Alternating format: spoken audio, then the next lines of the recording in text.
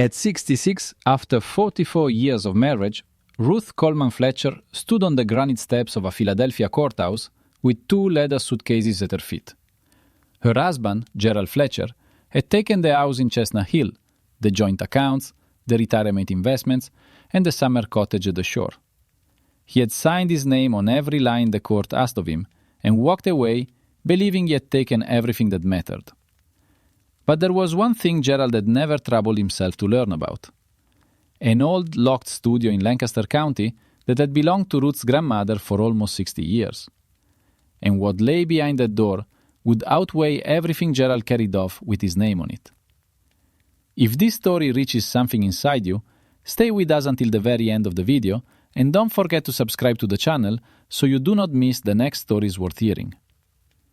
The afternoon light over Philadelphia had the tired color of late October, a soft gray settling on the sidewalks and the tops of the parked cars.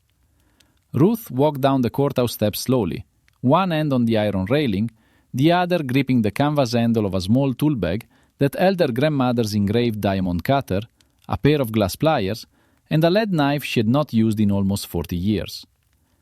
She had carried that bag into the courtroom only because Gerald's lawyer had once asked whether the tools were to be counted among the joint assets, and Ruth had decided then and there that nothing her grandmother had given her would remain in any room where Gerald could see it. On the last step, she paused. A small part of her still expected Gerald to come out behind her, to say something, anything. After 44 years, she had taught her ears to wait for his voice without meaning to.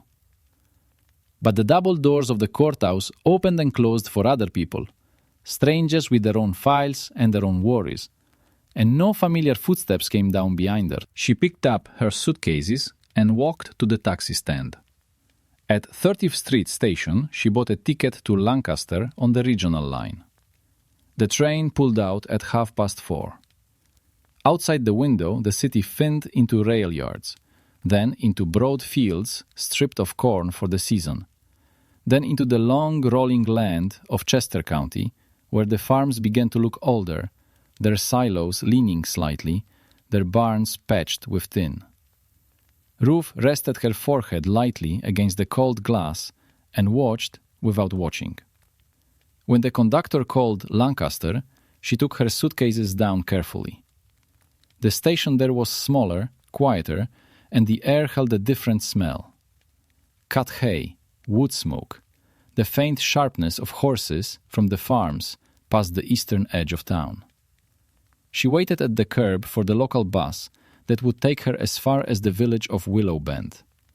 From there, she would walk the last mile and a half along a country road to the place she had not seen since 1983. Willow Bend had not changed so much as settled further into itself. The single main street still carried the same narrow row of buildings. The feed store, the small post office with its faded blue door, the bakery that opened before dawn to sell bread to the Amish farms on the ridge. Ruth stepped off the bus as the last light of the day was leaving the roofs. She did not stop at the bakery. She did not stop at the post office. She turned onto Old Mill Road and began walking, her suitcases bumping softly behind her on the gravel shoulder. She had been 22 years old the last time she had walked that road in daylight. She had been engaged then. Her grandmother Esther had still been alive, the studio still open on weekdays, a little bell still hanging over the door. In the years since, Esther had passed. The studio had been closed. Ruth's mother had held the keys for a while, and then, before her own death, had mailed a small padded envelope to Ruth in Philadelphia with only 3 things inside. A brass key on a leather cord, a folded deed in Ruth's name alone, and a note in her mother's shaky handwriting that read only, "For when you need it." That envelope had sat in the bottom drawer of Ruth's dresser for 17 years. The road curved past a stone wall half-eaten by ivy. The light failed entirely, and she walked the last stretch by the thin glow of a pocket flashlight she had bought at the station. At the bend, she saw the building for the first time in 4 decades. A small 2-story stone and timber shop with a steeply pitched slate roof, The front windows boarded over with plywood that had darkened almost to black. A narrow covered porch ran along the front. The sign that had once read Coleman Stained Glass had been taken down long ago, but the iron brackets where it had hung were still there, rusted but straight. The studio looked, in the thin light, like a place that had not been abandoned so much as covered with a cloth and set aside. She walked up to the door. The brass key turned the lock on the second try. The hinges gave a slow, deep sound as the door opened. Cold air came out, carrying a smell she had not breathed since she was a young woman. Cedar shelving, beeswax, old lead solder, the faint sharp note of glass dust that never entirely leaves a room where glass has been cut for many years. Ruth stepped inside. Her flashlight moved slowly along the walls. The main room was wider than she had remembered, long and narrow, with high beams crossed by iron tie rods. Along the right wall, 2 glass cutting tables stood exactly where Esther had left them, their surfaces still covered with the thin felt pads her grandmother had insisted on.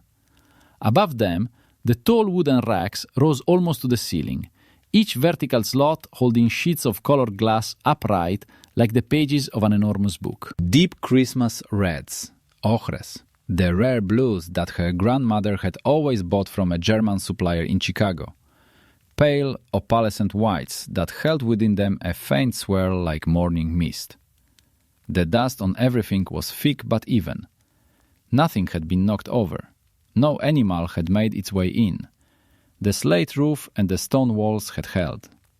On the left side of the room, the soldering station stood ready as though someone had simply stepped out for lunch. A rack of lead cane hung in lengths from the wall. A pair of horseshoe weights cast in iron sat beside the workbench.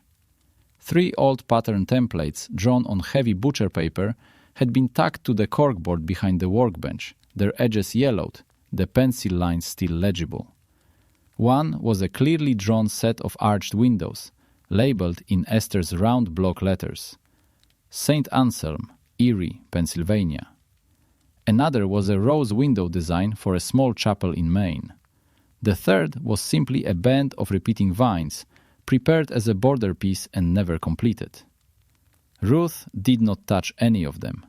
She only stood in the middle of the floor, her tool bag at her feet, and let her eyes move from one thing to the next. The flashlight beam found the low shelf where Esther had kept her sketchbooks. It found the long oak chest at the back of the room, where finished works had always been laid between sheets of acid-free paper. It found the narrow staircase at the far end that led up to the small apartment on the second floor, where Esther had slept for 41 years.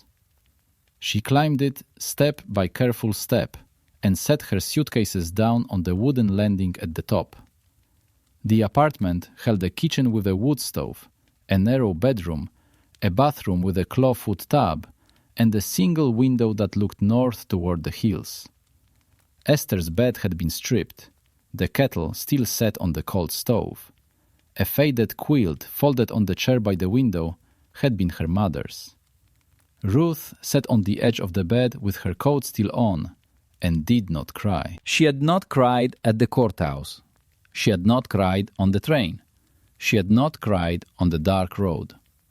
The body grows tired before the heart does, sometimes. She slept that night in her coat, a blanket from the chair pulled over her.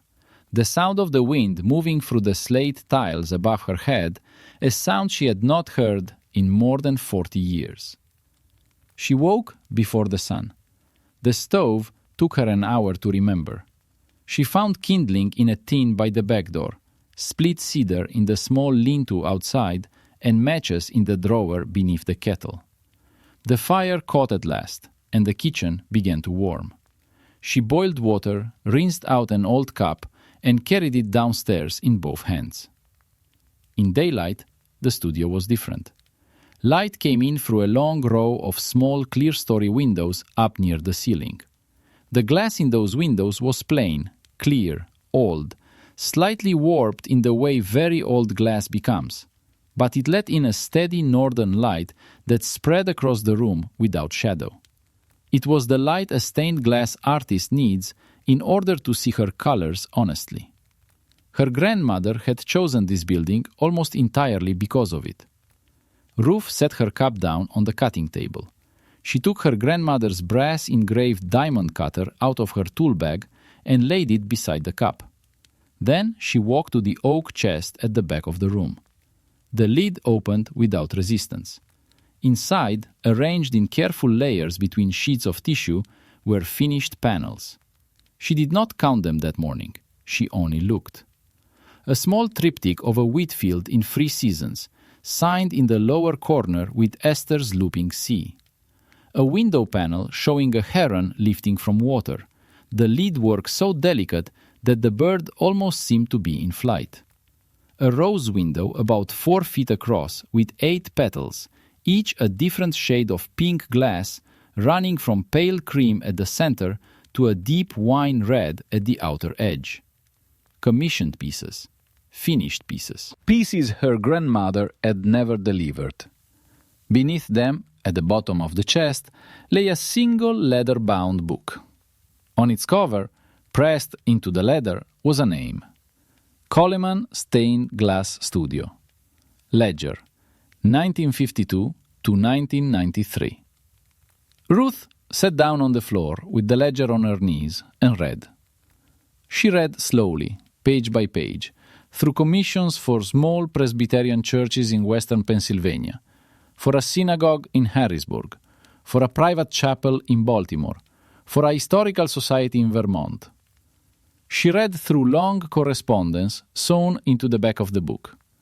Letters from priests, from rabbis, from restoration architects, from a curator at the Philadelphia Museum of Art who in 1987 had written Esther a careful letter asking if she would consider lending free pennies for an exhibit on American craft women. Esther had written back and declined. Near the end of the ledger, in the last 5 pages, there was a list in a different pen. It was a list of commissions that had been accepted but never completed. A Lutheran church in Ohio that had sent a deposit in 1989. A small Catholic chapel in Rhode Island that had sent drawings in 1991.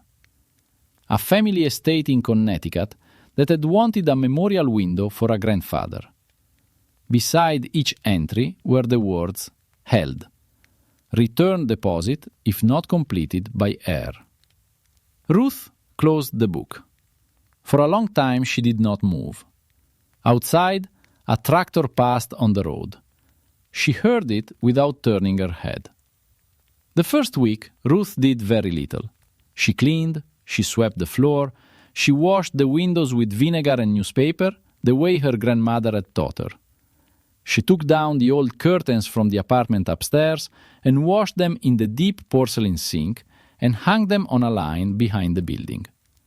She wiped the cutting tables with a soft cloth and polished the brass fittings on the old soldering station. She did not yet touch the glass on the shells. She was not ready. On the 4th day, a man in his 70s came up the road on foot and stopped at the fence. He wore a canvas jacket and a cap pulled low against the wind. He looked at the building for a long moment and then at Ruth, who was standing on the porch shaking out a cloth. "Are you Esther Coleman's granddaughter?" he asked. "Yes," Ruth said. The man nodded slowly, as though confirming something he had half expected and half doubted. "Walter Knoll," he said. "My father built a stone wall behind this building for your grandfather in 1949. Your grandmother made a panel for my wife and me when we were married in 1971. It is still in our front room." Ruth came down the steps. They shook hands at the gate. Walter looked past her shoulder toward the studio. "Are you opening it again?" he asked. Ruth did not answer at once. She had not asked herself that question in so direct a form yet. She looked at him, then at the building behind her, then at the road. "I think so," she said. Walter nodded once. "That is good," he said. "There are some of us who remember. There is not much left of her sort of work around here."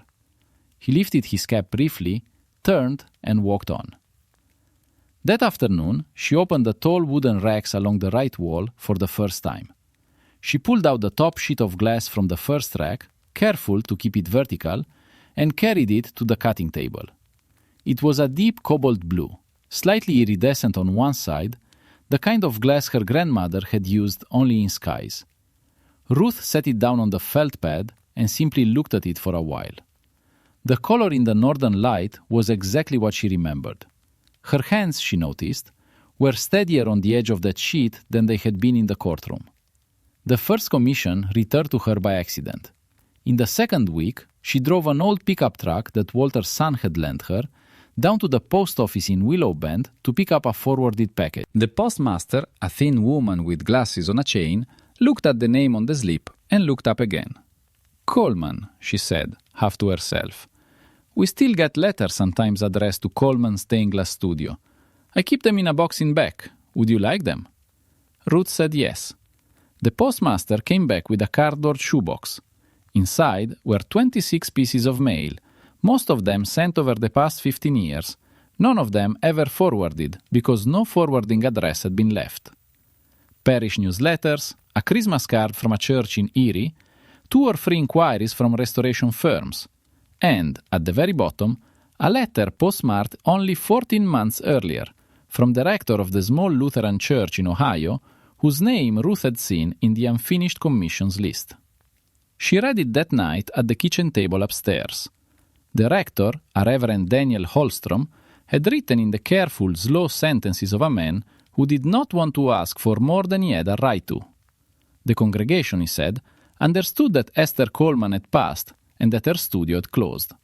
They had long since released any claim on the deposit sent in 1989. He was writing, really, only because the church was approaching its sesquicentennial and because the east transept still carried the plywood board that had been installed as a temporary measure when the old window had been removed for replacement in 1988. If Ruth knew of anyone still working in her grandmother's manor who might be willing to consider the project, he would be grateful for a name. He did not expect an answer. Ruth read the letter twice. She went downstairs to the cutting table, turned on the small lamp, and took out her grandmother's ledger. She turned to the entry for St. Paul's Lutheran, Willard, Ohio, 1989. Esther's handwriting filled 2 full pages. Measurements, a rough sketch of the original window that had been removed, copied from a photograph the church had sent, a palette of glass samples taped to the page with strips of masking tape that were still holding. A note in her grandmother's hand. Light is east-facing, mid-morning worst. Must plan for direct sun on the figure of the shepherd. Ruth sat at the table for a long time. Then she took a sheet of her grandmother's heavy letterhead from the drawer, uncapped a pen, and began to write a reply. Reverend Holstrom answered their letter 9 days later. He wrote that the parish council had met, that they were both honored and cautious, and that they would very much like to meet her if she ever had occasion to travel to Willard, Ohio. He enclosed a small photograph of the east transept as it now stood, the plywood board carrying almost 30 years of paint and patched nails. Ruth pinned the photograph to the corkboard beside her grandmother's old pattern templates. She began work slowly. She ordered new lead came from a supplier her grandmother had used in New Jersey, whose son now ran the business. She ordered solder and flux. She cleaned and sharpened the old glass cutters, one by one. She spread the ledger out on the long cutting table and read her grandmother's notes aloud to herself in the empty studio. Because sometimes the sound of the words helped her understand a choice her grandmother had made and not explained. The full cartoon of the window, the life-size drawing in charcoal on heavy craft paper, took her most of December to complete. In January, she cut her first piece of glass for the new window. It was a small fragment, a curve of pale amber for the hem of a robe. Her hands were slower than her grandmother's hands had been, slower than her own hands had been at 20. But the cut came clean on the first pass. She lifted the piece carefully and set it into the waiting cartoon. She sat down on the stool beside the table and rested both hands on her knees. Something in her, she realized, had begun again. Word of the studio spread outward from Willow Bend the way such news travels in small places. Not through any announcement, but through conversations at counters, through visits, through a single sentence passed from a neighbor to a cousin 2 counties away. By February, the rector of a small church in Reading had written to ask whether Ruth took on restoration work. By March, a woman from a historical society in New Hope had driven up the gravel road in a grey sedan, introduced herself at the gate, and asked whether she could see the studio. Ruth showed her in. Before she left, she asked Ruth whether the studio might be willing to be included in a regional crafts guide that the society published every 3 years. Ruth said yes. By April, the small bell that had once hung over the door of Coleman's stained glass studio, which Walter Knoll had quietly brought over one evening from the back of his barn, had been reinstalled above the door. It rang softly now whenever the door opened. Ruth did not hire anyone that first year. She took only one commission at a time. She worked at her own pace. She ate the same simple meals at the kitchen table upstairs. She wrote letters by hand. She paid her own small bills. She did not think often of Philadelphia. When she did, it was not with pain, but with a kind of distant, clean attention, the way one remembers a street one used to walk down, but no longer needs. The cartoon for the St. Paul's Lutheran window was completed in May. The cutting and leading took her the whole summer. The panels were crated and shipped to Willard, Ohio, in early October, almost exactly 1 year after she had walked down the steps of the Philadelphia courthouse. Reverend Holstrom sent her a photograph of the installed window on the first Sunday of Advent. The shepherd's robe in pale amber caught the east light of a winter morning, and the hem fell across the figure of a small lamb exactly where her grandmother's original pencil sketch had placed it. Ruth pinned the photograph beside the letter on the corkboard. Gerald came in the second week of November, in the second year. He came without warning. Ruth was on the porch, shaking sawdust out of a cloth, when a dark sedan pulled slowly off the road and stopped at the edge of the gravel. The driver's door opened and Gerald stepped out. He was thinner than she remembered, his grey overcoat a little too large for him now, his hair almost fully white. He walked up to the gate. Ruth did not come down from the porch. "Ruth," he said. "Gerald?" He looked at the sign above the door, which read once again, in Esther's careful lettering reproduced from an old photograph, Coleman Stained Glass Studio. He looked at the bell over the door. He looked at the freshly repaired slate where 2 ties had been replaced that summer. Then he looked at her. "I did not know this place existed," he said. "I know," said Ruth. He waited as though expecting her to add something. She did not. "Your lawyer sent a letter," he said at last, "about some trademark registration in your grandmother's name from 1963. I did not understand it. I had my attorney look into it." "Yes," said Ruth. Gerald opened his mouth, closed it, and looked away at the line of bare trees behind the building. "I was told the studio has been operating for over a year," he said. "I was told your work has been commissioned by 3 parishes and a museum." 4 parishes, said Ruth. Gerald nodded once, slowly, as though absorbing a correction from a stranger. "May I come in?" he said. Ruth looked at him for a long moment. The porch boards beneath her feet were solid. The bell above the door was still. Somewhere behind the building, a cardinal called twice. "No," she said, "but you can speak from there if you have something to say." He stood very still at the gate. He had not expected that answer. She saw it pass across his face in the small movement around his mouth. "I came to say," he began, and then stopped. He tried again. "I came to say that I did not see this. I did not see any of it. For a very long time." "I know," said Ruth. "I came to say that I was wrong." "Yes."